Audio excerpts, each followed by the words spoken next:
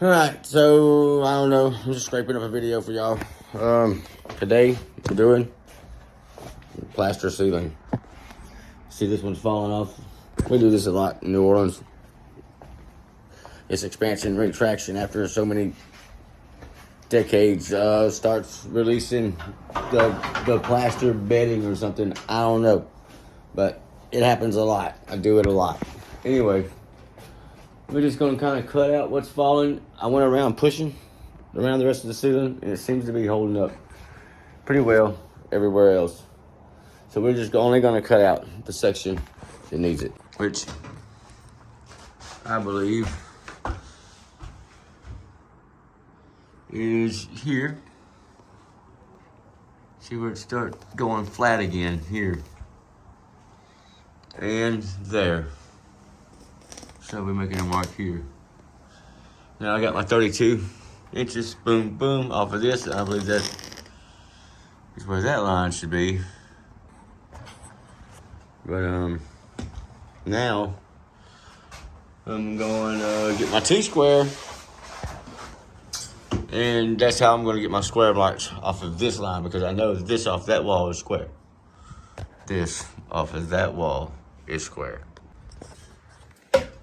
Come on, can I get this? I can see what square is. My ladder's not in the right place to mark that one. I'm gonna mark this other one on this side, and then I'll move over a little. You see, yep, here we go again. Getting square, and that is square right there.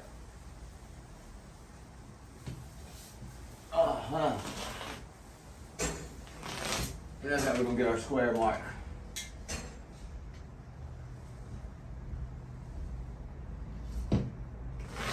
Alright.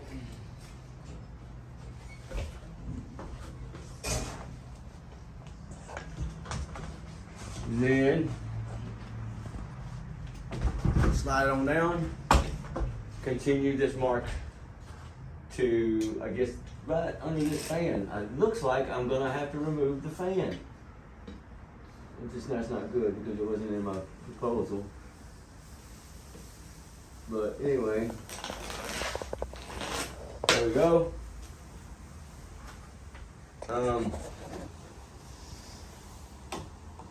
Yep, I think we're gonna have to move that fan.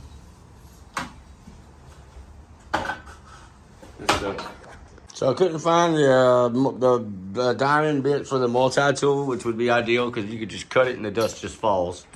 I couldn't find the diamond bit for the Sawzall, which kind of would have been a little less, But I did find the diamond bit for this, which of course we know this right here is going to sling. When it starts cutting that concrete, it's going to make dust go everywhere. So we got the shop back here ready, and we're going to catch our dust as it slings out of the tool. So let's get it popping. Alright, so you're going to get some dust mask. So here we go. This is how we're going to do this. I need one more mark up here on the ceiling. Right here. We just got our fan's gonna have to go. I'm trying to figure out how to go around it, but I just don't know. It's gonna have to come down. Phillips head and the impact. The Phillips head on the impact.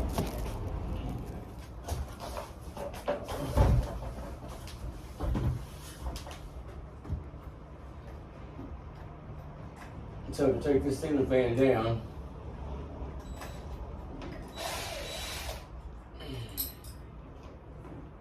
we are going to have to, take all this shit apart. Because to get that cover off, the blades have to be off. We got the fan down. Now we can kind of get our mark this way. I'm getting ready for the cut. Hey, Carlos, real quick. Put us a piece of plastic in that corner. See how that don't reach? Not on the floor, yep, in the corner. Yep. Thank you. Yeah.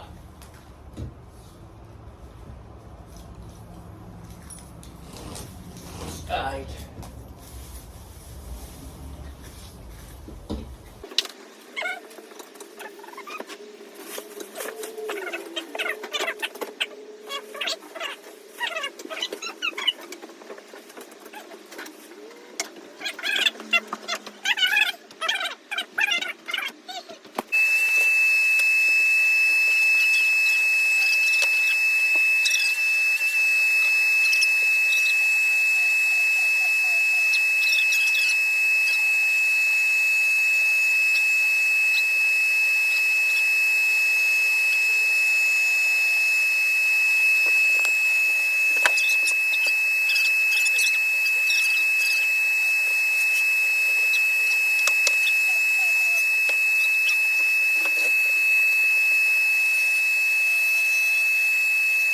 All right, here we go. Finish this cut. And pull it down. Move that stool. Go to the other side of it. Do this side where you can work.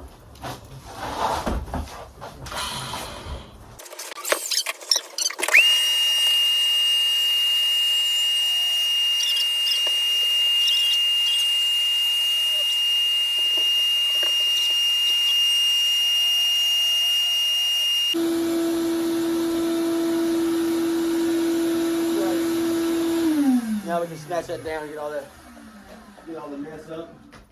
Clean up our floor. We're ready to start cutting our next piece. While Carlos is doing that, I'm gonna go ahead and get my measurement of the square that I got cut out, and I will be cutting the next piece, ready for it to go up. That way the job stays rolling. We got 28 3/4. Thin stuff though. This is 3/8. I got my mark. Now I gotta score it. Cut it.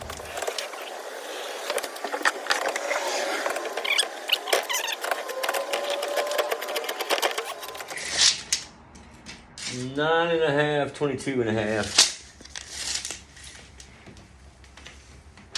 18 and a quarter, 26 and a quarter.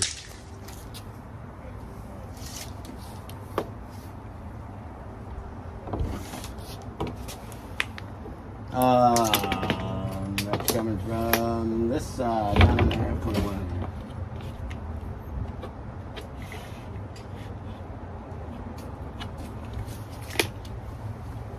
That's what we're gonna cut out of there. Talking to the cam, man. Talking to the people.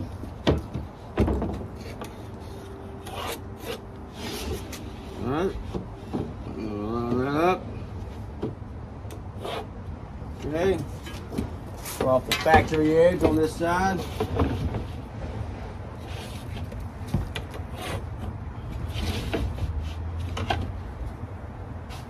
Right there. Double check our hole. Make sure it's all the same. So this right here, this vent, should be, because you want to measure twice, cut once. Should be around 12 by 8.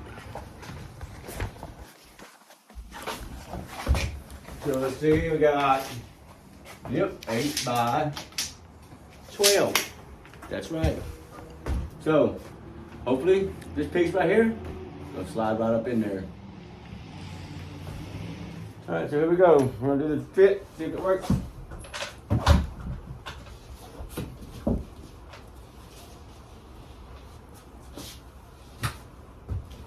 It goes this way.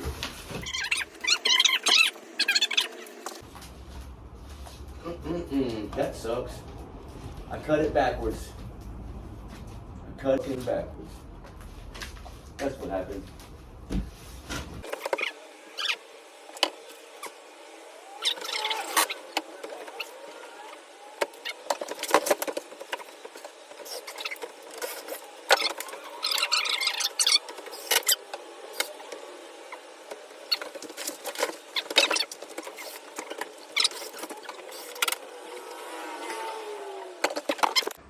So now we've got our sheetrock up.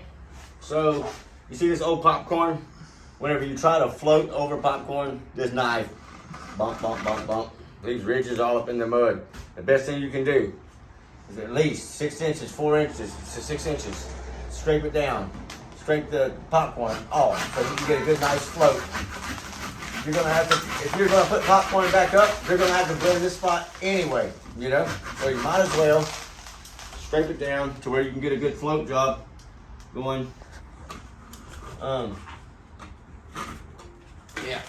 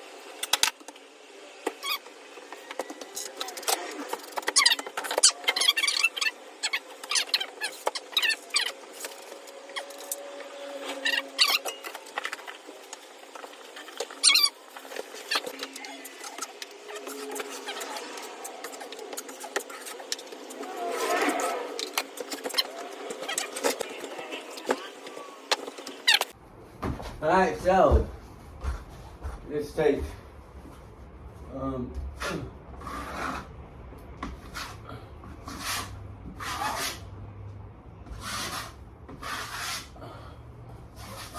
right.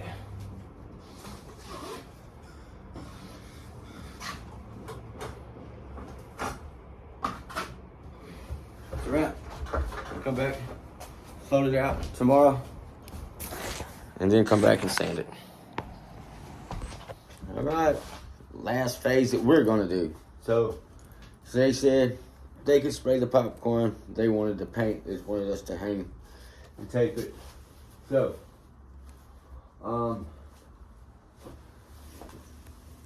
the plaster and the sheetrock in some areas it came out a little bit different. Maybe the mortar coming through the plaster lamp was kind of pushing it down. But anyway, I also see a little piece of mesh over here that didn't really stick too well on that edge. So let me show you how I'm gonna fix that. I'm just gonna kind of get another piece of tape, and then this is the last time that I'm coming here. So we're gonna have to make sure it's gonna hold up. But anyway, what's on?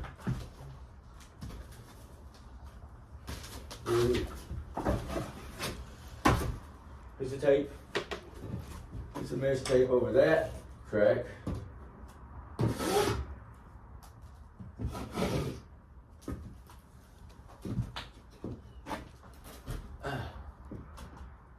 That's all right.